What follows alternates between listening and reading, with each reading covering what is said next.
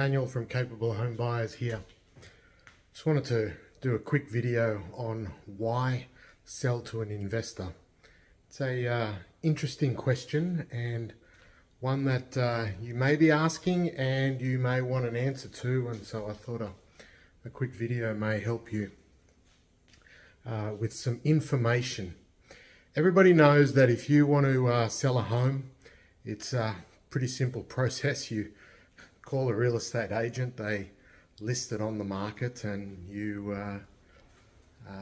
get some offers from people and sell the home. Pretty straightforward. So why an investor? Why would you call an investor? There are a number of reasons. There's lots of reasons, but there's probably half a dozen reasons why people call investors and why they sell to investors. One of the biggest reasons is we buy the home as is. Often we will walk in as investors and you don't need to do anything to the home. You don't need to clean it. You don't need to do any maintenance or any repairs or any changes. We will purchase the property as is. And that's for, we do that for, as investors, we do that for a number of reasons.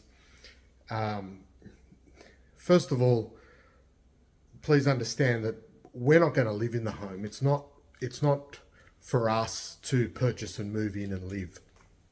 Therefore, we're probably going to make some changes to the home to improve it for the purpose that we have in mind for the property.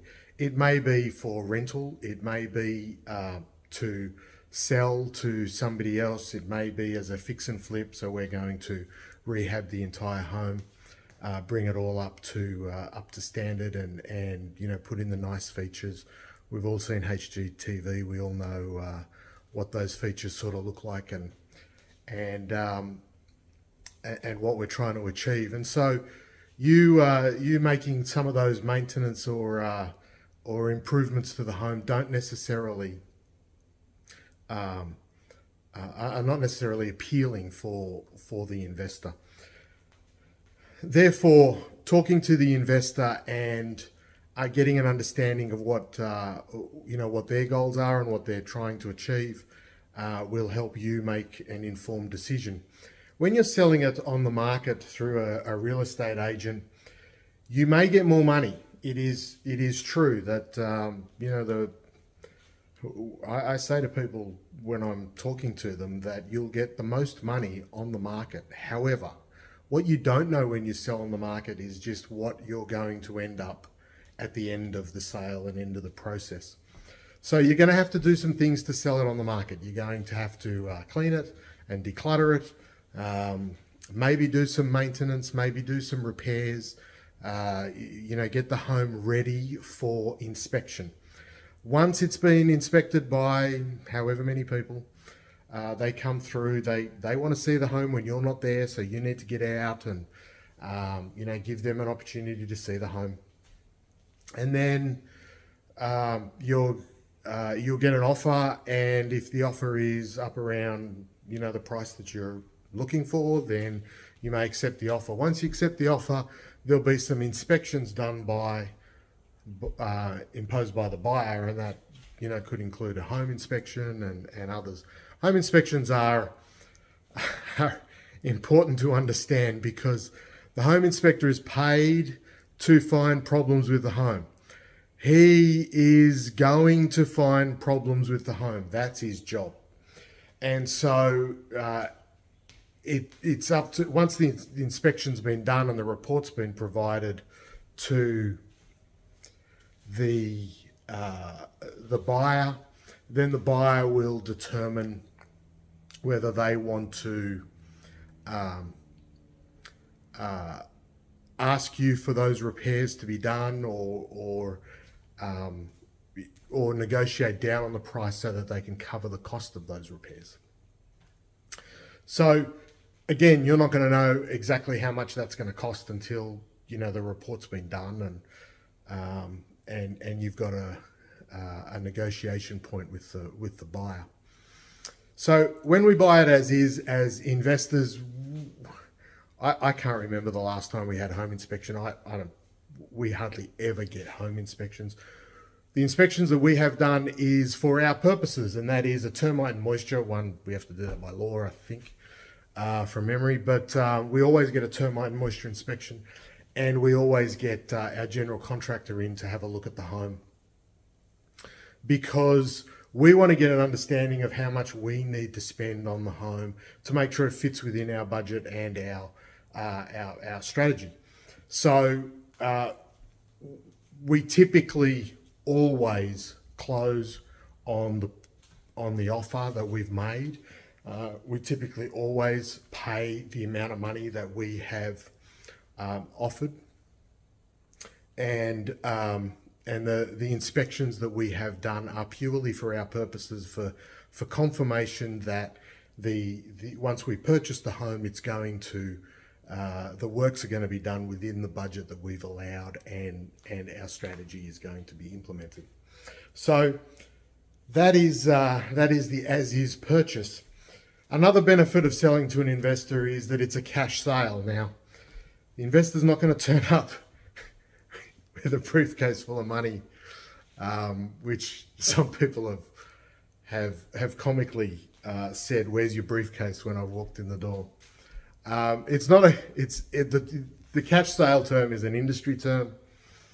It's there for to advise you that the investor has the money. It's pre-approved. Sometimes it's money in the bank, and sometimes it's a loan. But the money is coming from a pre-approved position. So our banks or our financiers, whoever they are, have already approved the purchase before we've actually made the offer for your house. And so the term cash is an industry term.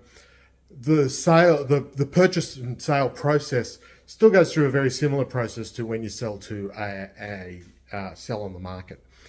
There's a title search, and then the paperwork is done with the city and the attorneys or the title company, and the home is transferred. The ownership is transferred from you, the seller, to the investor, and then the money's transferred at that time. It's a standard process that happens all across the country, every day, all the time, and so.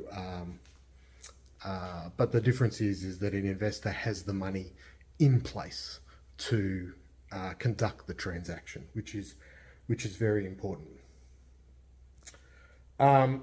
Typically, investors can work quickly. Now, we always put 30 days on our purchase agreements. 30 days is a comfortable number. However, we have been able to close a lot quicker than that. The fastest we've ever done at Capable Home Buyers is 7 days. We've purchased a property in 7 days. Typically 7 days is about the quickest that can be done. I would say 7 to 14 if you really want a fast sale. I would budget on 7 to 14 days. An investor just the other day I saw made an offer on a home on Monday, and on Friday he was in the attorney's office signing the paperwork at the closing. So that happened in 4 or 5 days. So it can be done that quickly. Why isn't it just a straight transfer? Well, there's other factors involved. There's other people involved, and there's the city involved. And so the city does take time. You need the title search searches the title, and then the information comes from the city, and the whole process. Look, it just takes time. It's not something that can be done overnight or on the same day. It's just a fact of life. But as I said, it can be done in 7 to 14 days if you want it done quickly. When you sell on the market and the buyer is using one of the traditional banks, and particularly one of the big banks, they need They need 14 to 30 days minimum to be able to get their paperwork and get it through underwriting and all of those things. So be prepared for that. It's going to take some time to put it through the process. Not many real estate agents will tell you that they can get it done quicker than they can get the process through quicker than 30 days. It really does take, that long, and it's unfortunate, but considering we transfer homes every day, you would think we'd be able to get it done a little bit quicker than that, but no, we just can't. The other benefit of selling to an investor is flexibility. You may be living in your home and you're moving somewhere else and you need the sale of the home to fund the purchase of your next home. An investor, because he's not going to live in the home, he's not, working on you getting out of the home. He or she is flexible in terms of when you exit, and there are negotiations that can be done with the investor so that you can get into or get out of the home when you want to. So the closing process can be, although it can be done very quickly and the money can be transferred very quickly to you, there's flexibility in terms of exiting the property and what's left behind. When we say we buy it as is, oh my God, we have bought some houses that are disgusting. There's no other words that can be used apart from disgusting. And that's fine. We take them as they are and we clean them up and clean them out and then we start working on the house. I mean, that's just the way it is.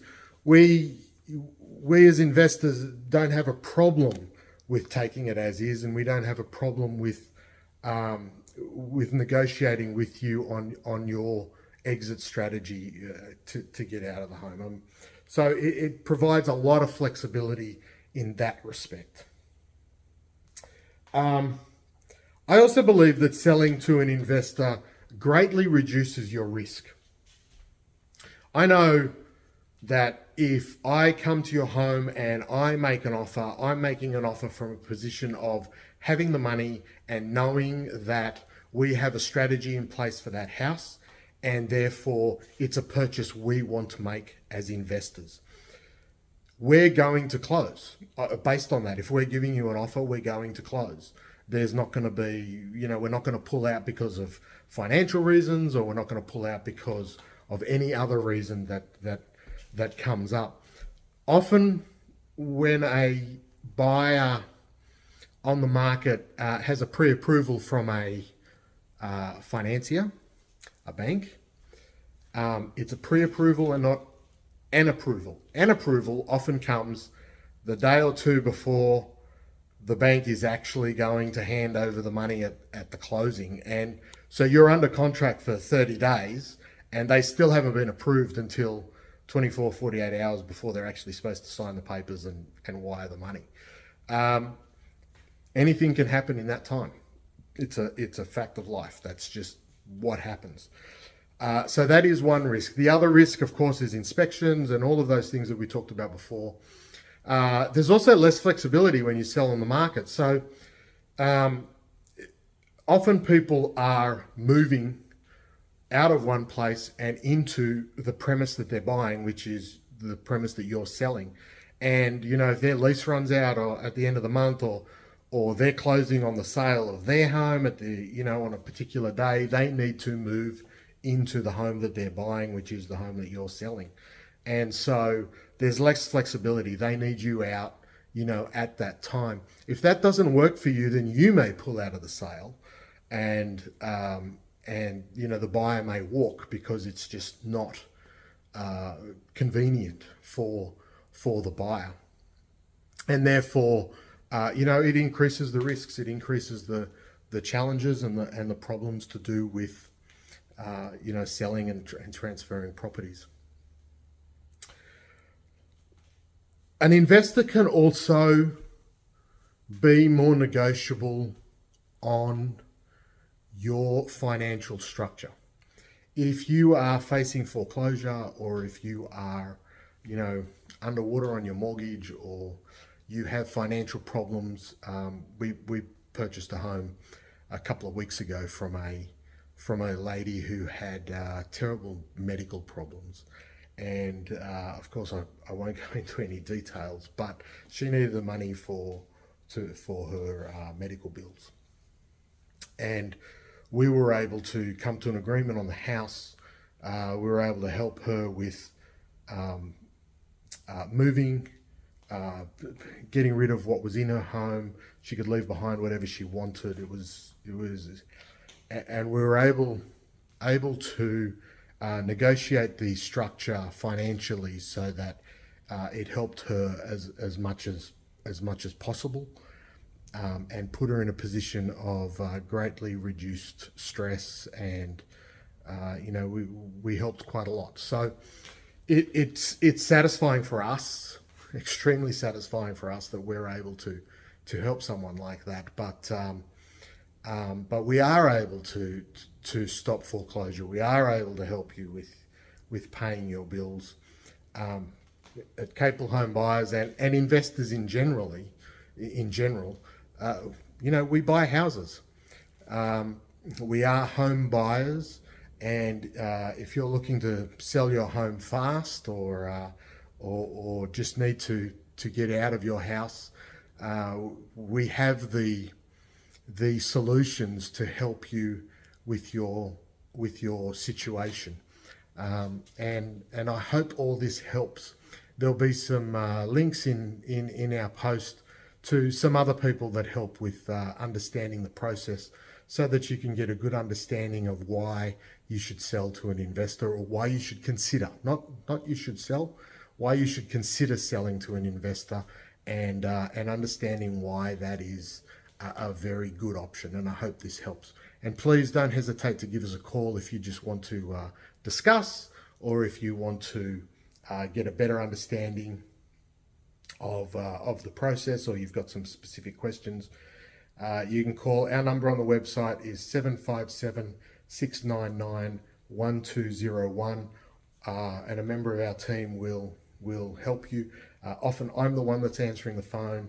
Often I'm the one that you'll get when you call. So you're more than welcome to give me a call, ask a question, and if I can answer it, I will.